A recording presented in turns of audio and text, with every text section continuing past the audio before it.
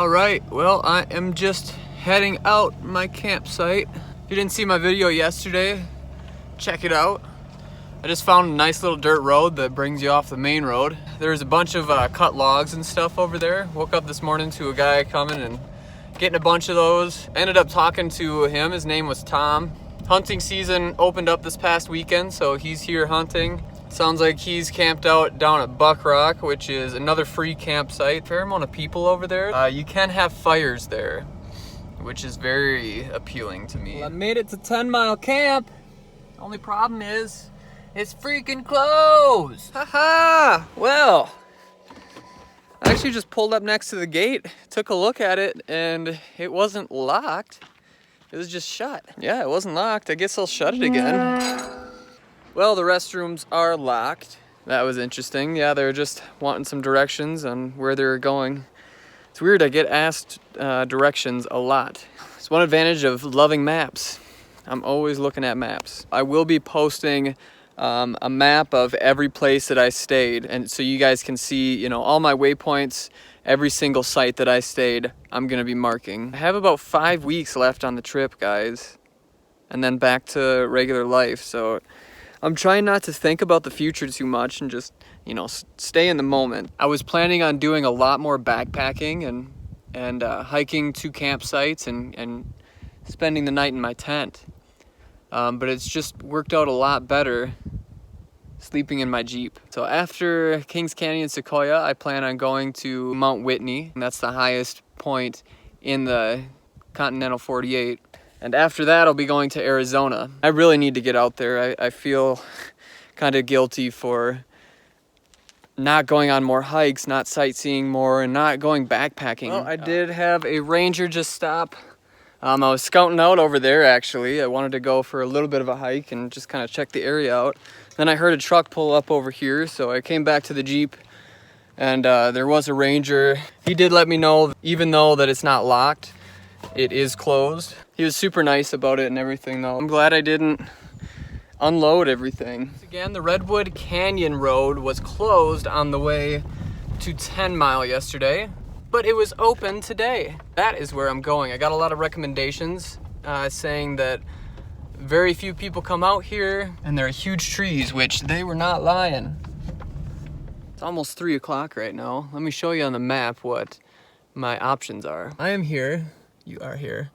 And I can do a couple different loops, really 2 main loops. This one has less elevation. One of the 25 largest trees in the world. Oh, and another thing, I am getting service here. 3 bars of LTE. What the heck? Just random spots you get service, but I love it. One thing about this that's not appealing to me is all your food and everything you do have to keep in a bear locker. So if I go backpacking, technically by law I'd have to do that, which I never enjoy doing that. Well guys, I'm gonna go on a little hike, just kind of feel out the area a little bit and see if this is something I do want to go camping tomorrow. Yeah, let's see what kind of huge trees we can find here.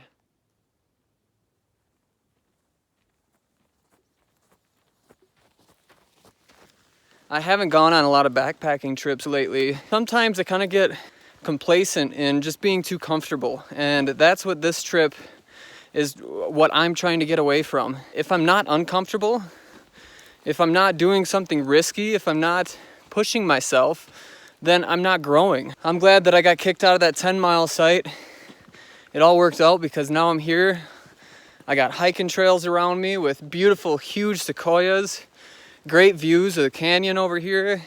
Quite the view we got here. Sun is going down so early though. Time. So something I find really interesting about sequoias have such thick bark that their bark resists fire. So even though this one has clearly been torched to crap from what I'm guessing a pretty big wildfire, notice at the top, it's still alive and well, still growing. Look at this, half of the tree is missing from this side. All burnt and scarred. Because of the sequoia's ability to grow like this, the sequoias actually never stop growing either. So their whole life, they're constantly growing. Even though these trees are resistant to common bugs and mites and diseases and fires because of the thickness of their bark, they actually can topple over as a result from them growing so large. Really, the only way that these trees die is if they fall over from, wind. I'm just gonna show you up close the bark of these sequoia trees. It's really, really soft. Watch this. I can just push it in with barely any effort, make an indent on the bark. The bark it sounds really hollow as well, but it's super spongy on the outside. So this little guy, kind of weird oblong shape right there, that's one seed. Will grow up into that, if it's lucky. Another thing that's pretty cool about these trees, for this pine cone to open and release its seed, it needs fire. So pretty. Nonetheless, these sequoias just keep growing. Example of how the trees just get so big that they fall over. You'll see up there at the top, pretty much broken off. Tons of fire scars and stuff, and this sucker is still alive. It's still growing. Gotta admire a tree like that.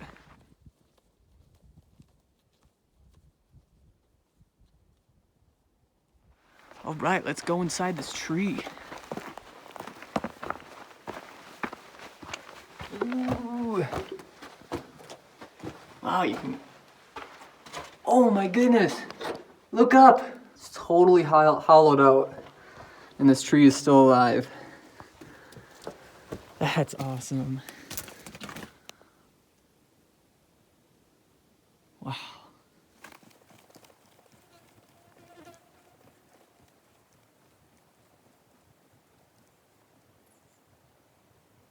So tonight, I'm gonna try my luck in this parking lot here for the trailhead of Redwood Canyon. Also, I am making pizza again. Little twist on this pizza though, I put some tuna on there. Gotta get my protein since I don't have pepperoni or anything.